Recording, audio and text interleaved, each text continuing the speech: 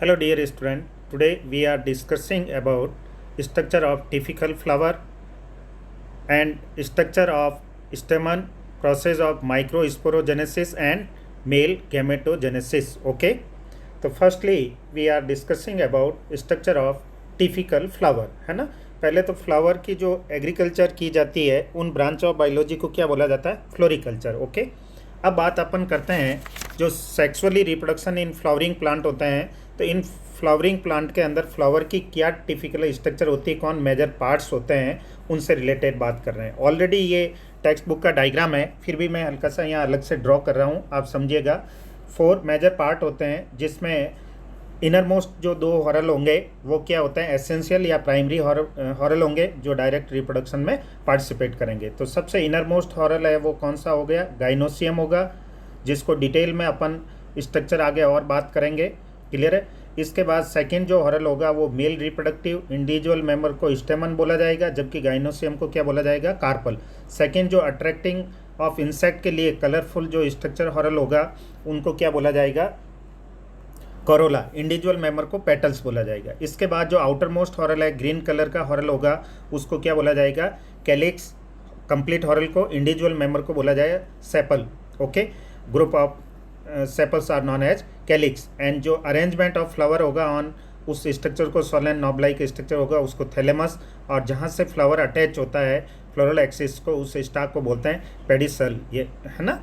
Okay, अब अपन बात जो करते हैं प्री फर्टिलाइजेशन इवेंट्स, है ना, स्ट्रक्चर एंड इवेंट्स से रिलेटेड बात करते हैं। तो ये अपने हल्का सा असेक्सुअल रिप्रोडक्शन और सेक्सुअली रिप्रोडक्शन जो फर्स्ट चैप्टर में बात किया था अपन, उसमें सेक्सुअली रिप्रोड्यूसिंग जो ऑर्गेनिज्म होते हैं, स्पेशली अपन अब प्लांट्स की बात कर रहे हैं, उसके अंदर प्री फर्टिलाइजेशन में formation of gamete and transportation of gamete से रिलेटेड बात होगी। ओके, तो यहाँ जनरल इंट्रोडक्शन बात कर रहा हूँ, फिर मैं 1 बाय 1 आज डिटेल में अपन बात करेंगे स्ट्रक्चर ऑफ स्टेमन से रिलेटेड, sporogenesis and male gametogenesis. Okay, तो यहाँ जो बात अपन कर रहे हैं, much before a actual flower is seen on a plant की बात करें, the decision that the plant is going to a flower has taken place, a several hormonal and structural changes हो जाएगा। उससे क्या होगा कि एरियल जो पार्ट होता है वो वेजिटेटिव ग्रोथ कंप्लीट होने के बाद रिड्यूज हो जाएगा, तो मॉडिफाइड पार्ट ऑफ सूट होगा। एक्चुअली फ्लावर होते हैं उसमें क्या नोड और इंटरनोड बिल्कुल कॉम्पैक्ट हो जाएंगे और डेंस स्ट्रक्चर बना देंगे। अरेंजमेंट एक हॉरल के पैटर्न में वो जितनी भी स्पोरोफिल अरेंज हो जाएगी, कोई माइक्रो स्पोरोफिल वर्क करेंगे तो कोई मेगा स्पोरो गाइनोसियम से रिलेटेड होगा, जबकि माइक्रो स्पोरेंजिया किससे रिलेटेड होगा, स्टेमन से रिलेटेड, है ना, मेल रिप्रोडक्टिव से रिलेटेड। अब differentiate and further development of a flower primordia हो जाएगा। The inflorescence arrangement of flower on a flower axis, जो अरेंजमेंट किस पैटर्न से, उसको क्या बोला जाता है, इन्फ्लोरेसेंस, है ना। Flower the male and female reproductive structure होगा इनर मोस्ट, है ना। Androecium and the gynoecium differentiate and develop. You would recollect that the androecium consist of a हॉरल of a stamen होगा, जिसको representing a male reproductive organ होगा, whereas जो gynoecium represent the female reproductive organ. अब बात करते हैं अपन structure of stamen, microsporangia and pollen grain, क्या क्या स्ट्रक्चर है। तो सबसे फर्स्ट बात अपन कर रहे हैं स्टेमन से रिलेटेड, है ना बेटा। स्टेमन क्या होता है कि नॉब लाइक जो टर्मिनल स्ट्रक्चर होगी उसको तो एंथर लॉब बोला जाएगा। सिलेंड्रिकल जो फिलामेंट नॉन फर्टाइल पोर्शन है उसको क्या बोला गया है, फिलामेंट। ओके, और इसको क्या बोला जाएगा, एंथर। और जहाँ ये कनेक्टिंग स्ट्रक्चर है उसको कनेक्टिव बोला जाएगा। अब एंथर लॉब डाइथिकस या मोनोथिकस होगा, वो डिपेंड करेगा plant to plant vary. Okay, तो फर्स्ट अपन डिस्कस कर रहे हैं किससे रिलेटेड, स्टेमन से, है ना। डायग्राम में शो कर रखा है स्टेमन को। 2 parts of a typical stamen, the long and cylindrical stalk is called क्या, फिलामेंट बोला जाएगा, and terminal generally bilobed structure called a anther बोला गया। The proximal end of a filament is attach to a thalamus, कहाँ से attachment रहेगा, ये filament का प्रोक्सिमल पार्ट थैलेमस से, है ना। The petal of the flower से भी अटैच हो सकता है। Number and length of stamen are variable होगा, फ्लावर टू फ्लावर वेरी हो सकता है ना। Flower of a different species. Okay, if you were collect of a stamen, each form A 10 flower, अलग अपन 10 फ्लावर्स के कलेक्ट किए हो, वापस उनको एक अरेंज किया हो लाइनअप में, तो आइडिया मिल जाएगा कौन कितने लेंथ वाइज है फिलामेंट उस पर, है ना। Each form a different species होगा and arrange them on a slide, you would be able to appropriate the length variation in a size, okay.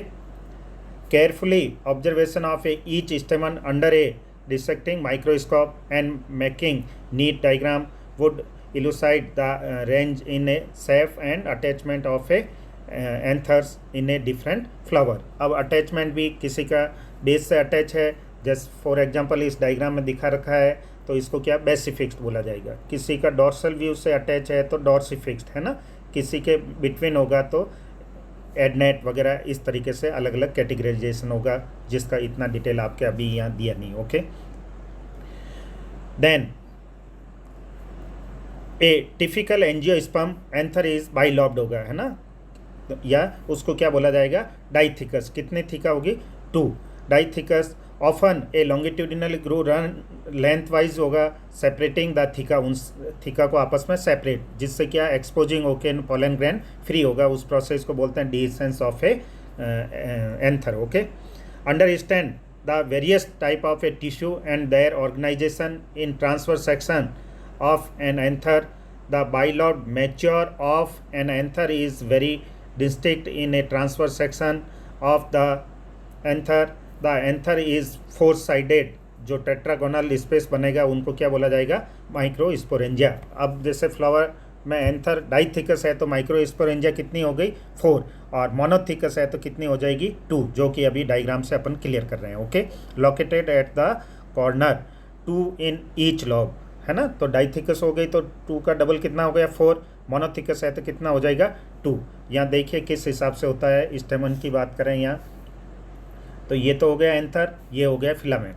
अब यहाँ बात कर रहे हैं माइक्रोस्पोरेंजिया का। ध्यान देखिए कि ये डाइथिकस है ना, तो इसमें कितने कॉर्नर हो गए, है ना, 1 2 3 4, टोटल कितनी माइक्रोस्पोरेंजिया हो गई, 4, है ना। अब यहाँ एक लॉन्गिट्यूडिनल ग्रू है जहाँ से पोलन ग्रेन फ्री होंगे, है ना, जब एंथर मैच्योर हो जाएंगे। ए टिपिकल एंजियोस्पर्म, एंजियोस्पर्म जानते हो ना, जिनका seed covered by ovary wall होगा या फ्रूट वॉल से, उनको क्या बोलते हैं, एंजियोस्पर्म। इधर क्या बोला जाएगा, जिम्नोस्पर्म। तो अभी अपन रिप्रोडक्शन किस में कर रहे हैं, फ्लावरिंग प्लांट में, इट मीन्स एंजियोस्पर्म में। एंथर इज बाइलॉब्ड होगा with each lobe having a 2 theca, they are dithecous हो सकता, ऑफन लॉन्गिट्यूडिनल ग्रू से रिलेटेड बात हो गई, और माइक्रोस्पोरेंजिया। अब जो बात कर रहे हैं, the microsporangia develop further and become a pollen sac, क्या बनाएंगे, pollen sac. They extended longitudinally all through the length of an anther and are packed with pollen grain, okay। अब स्ट्रक्चर ऑफ माइक्रोस्पोरेंजिया इंपॉर्टेंट है बेटा, ऐसे type भी आता है, 3 marks में भी आता है, कि उसमें ध्यान से समझिएगा। पहले अपन जनरल स्टडी कर देते हैं डिस्क्रिप्टिव पार्ट, फिर डायग्रामेटिकली क्लियर कर लेंगे, ओके। और नोट्स में सब आपके क्लियर करा रखा है, ओके, उनको भी एक बार आप रिवाइज कर लेना। इन ए ट्रांसफर सेक्शन की बात करें, टीएस ऑफ एंथर की, ए typical microsporangia appear near a circular in outer, outer से कैसा होगा, सर्कुलर ही अरेंज होगा, जनरली सराउंडेड बाय 4 वॉल। कितनी वॉल होती है, 4। अब देखो आप क्या होते हैं, 4 वॉल्स के नेम तो याद रख लेते हैं, पर बोर्ड में क्या पूछा जाता है, सीक्वेंसली पूछा है। तो आउटर टू इनवर्ड की बात करें अपन, तो सबसे आउटर मोस्ट होगा वो एपिडर्मिस, फिर कौन सी, एंडोथीसियम, मिडल लेयर, और फाइनली होगी वो कौन सी होगी, tapetum.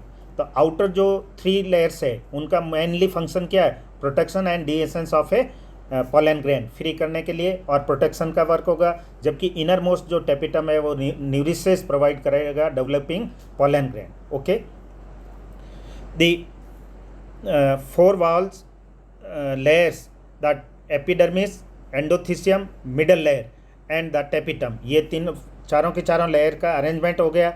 The outer 3 wall layer perform the functions of A protection, किसका वर्क करेंगे बेटा, प्रोटेक्शन का, है ना। साथ में क्या हेल्प करेंगे, in dehiscence of a anther to release the pollen को रिलीजिंग का वर्क के लिए भी हेल्पफुल है। द इनर मोस्ट जो वॉल होगी लेयर इज कॉल्ड टेपिटम, पूछा जाता है, वेरी इंपॉर्टेंट है बेटा, इसका मेनली फंक्शन क्या, या इसको इनिशियली डिजनरेट कर दे या डिस्ट्रॉय कर दे तो व्हाट विल बी हैपन, तो उनमें जो पोलन ग्रेन डेवलप होंगे एंथर सैक के अंदर वो कैसे होंगे, एबॉर्टिव होंगे, है ना, फंक्शनली नहीं होंगे क्योंकि उनको न्यूरिशमेंट प्रोवाइड नहीं होगा।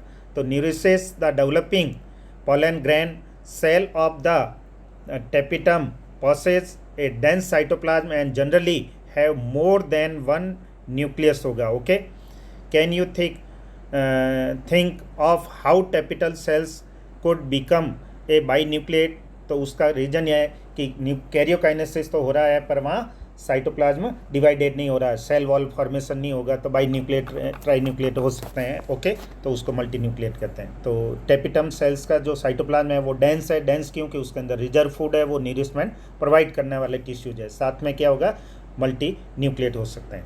When the anther is young, A group of compactly arrange homogeneous tissues, starting के अंदर माइक्रोस्पोरेंजिया जो 4 के 4 है, इन कॉर्नर में सब एक जैसे टिश्यू होते हैं, सिमिलर टाइप, उनको होमोजीनियसली बोलेंगे cells, called the sporogenous tissues. क्या बोला गया, स्पोरो, क्योंकि यहाँ से माइक्रोस्पोर प्रोड्यूस होंगे इनके through. Okay, occupies the centre of each microsporangium. अब बात करते हैं माइक्रोस्पोरोजेनेसिस किस हिसाब से प्रोसेस होता है, तो ध्यान से समझिए कि जो माइक्रोस्पोरेंजियम में होमोजीनियसली टिश्यूज होते हैं उनको क्या बोला, स्पोरोजीनियस टिश्यूज, है ना।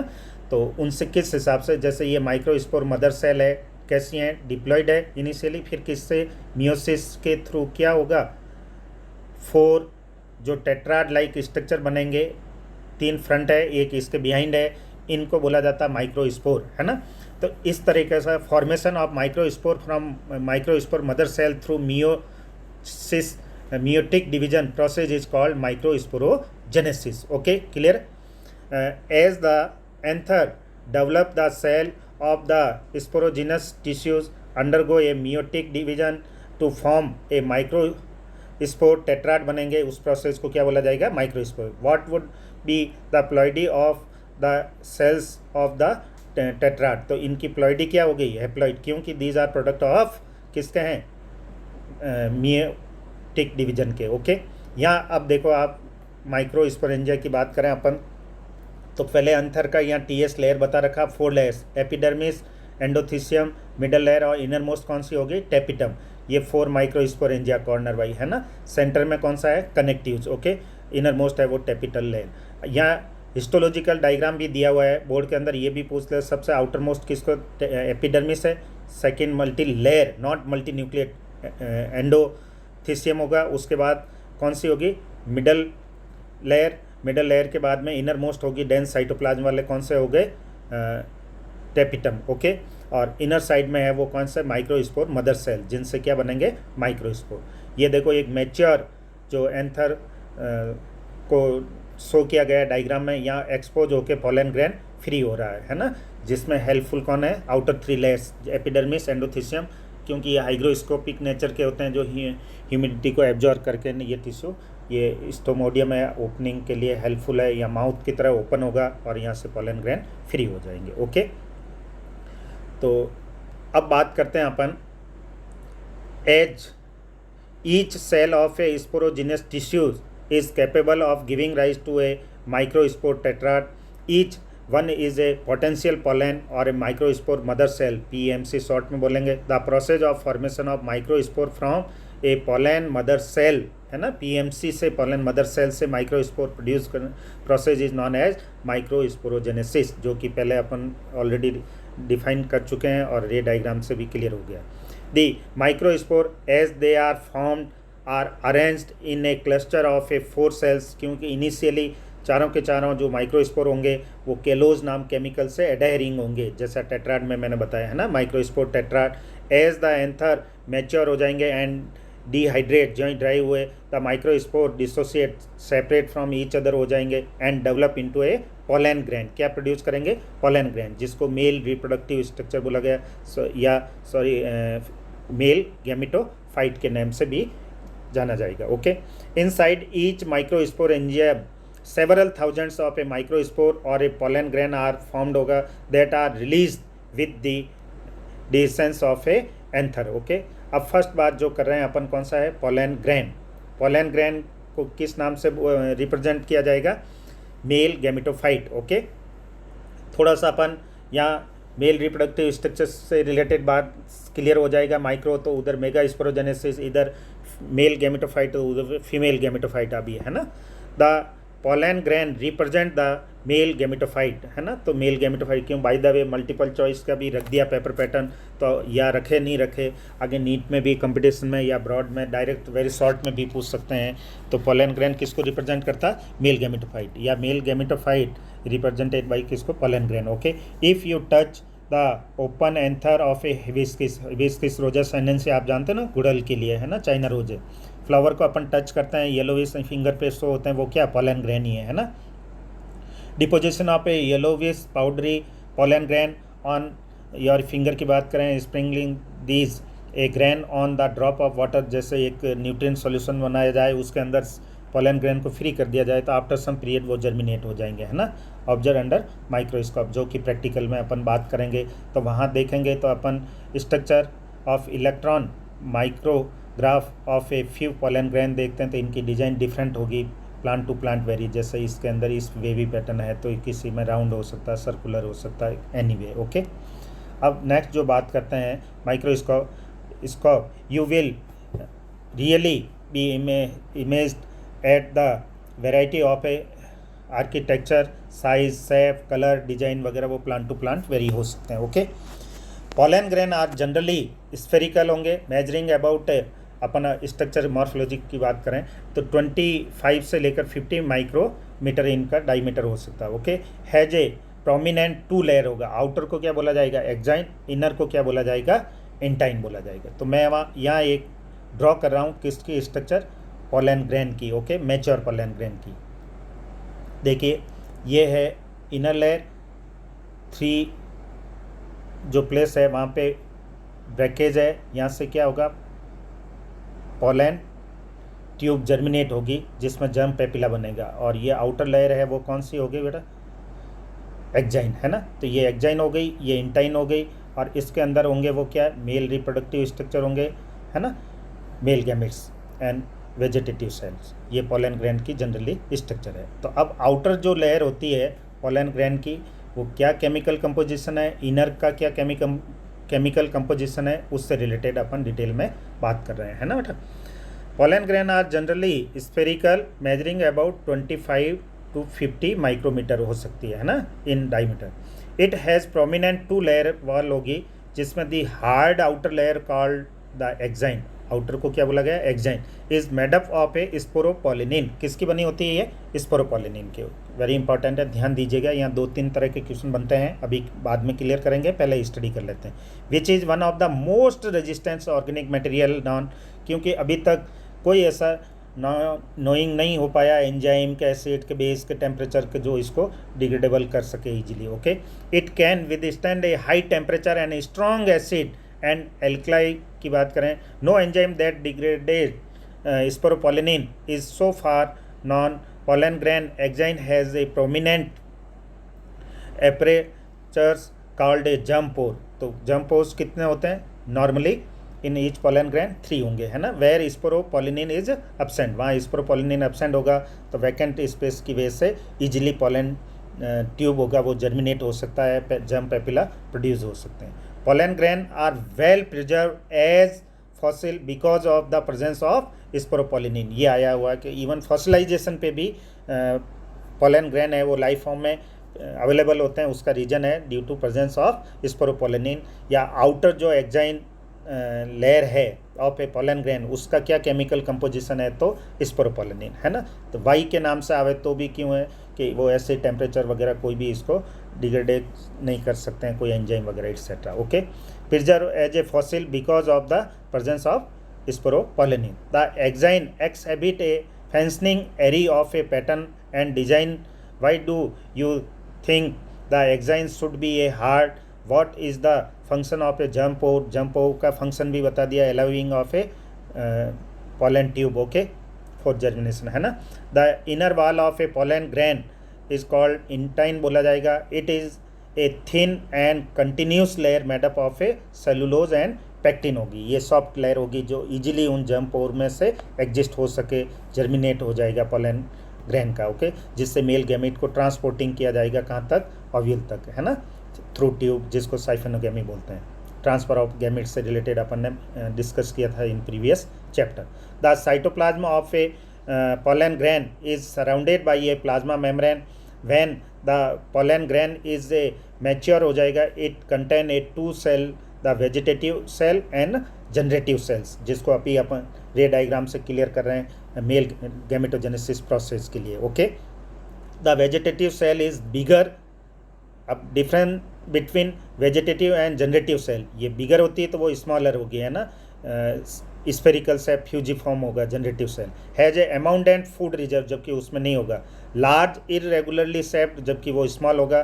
The generative cell is small and float होगा in the cytoplasm of the vegetative cell. It is a spindle shaped with dense cytoplasm and nucleate in over 60% of a angiosperm, यानी most of angiospermic plant के अंदर होगा। Two celled stage में shedded out हो जाएंगे, यानी pollen grain free from कहाँ से हो जाएंगे, एंथर से, माइक्रोस्पोरेंजिया से फ्री हो जाएंगे। क्लियर है।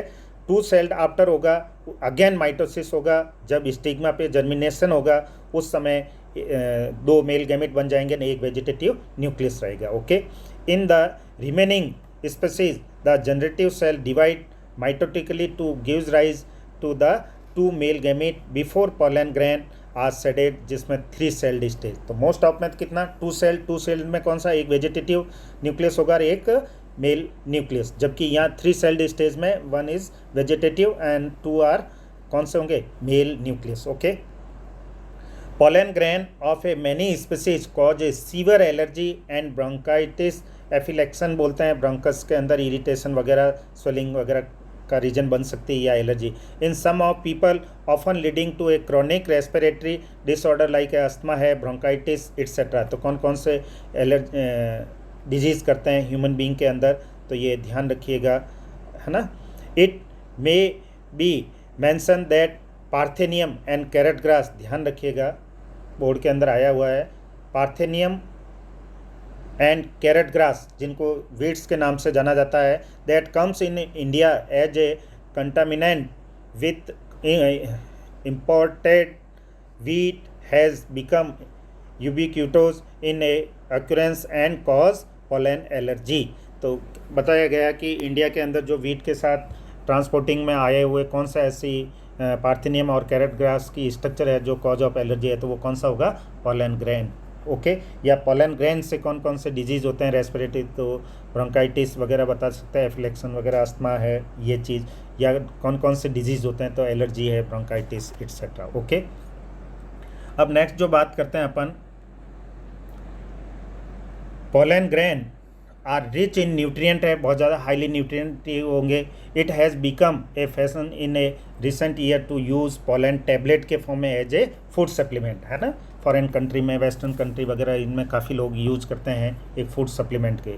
इन western countries large number of pollen products in the form of a tablet syrup are available in a market होगा। Pollen consumption has been claimed to increase the performance of a athletics, जो athletics है क्योंकि ये light रहता है, heavy diet नहीं है, उसके हिसाब से अच्छी न्यूट्रिटिंग वाले और रेस वगैरह हॉर्सेज में यूज की जाती है। ओके, देन नेक्स्ट जो बात करते हैं अपन, वाइबिलिटी और अबाउट, यहाँ पोलन टैबलेट वगैरह सिरप बता रखे हैं ना, डायग्राम में देख लीजिए।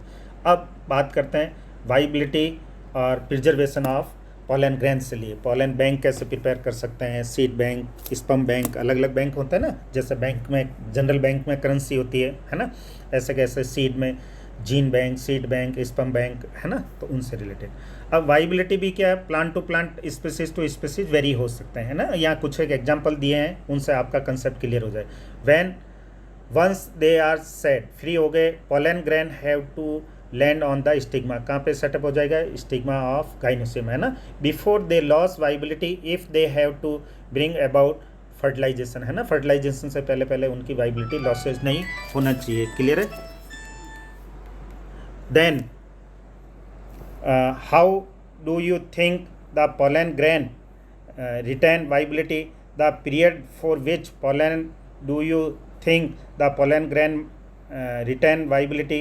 The period for which pollen grain remain viable is highly variable and to some extent depend on the prevailing temperature and humidity. तो मेन कौन से फैक्टर रेस्पॉन्सिबल है? टेम्परेचर और ह्यूमिडिटी। ज़्यादा टेम्परेचर होंगे तो जल्दी वाइबिलिटी लॉस हो जाएगी और लो ह्यूमिडिटी, जबकि इसका अपोजिट रहेगा, मेंटेन रहेगा।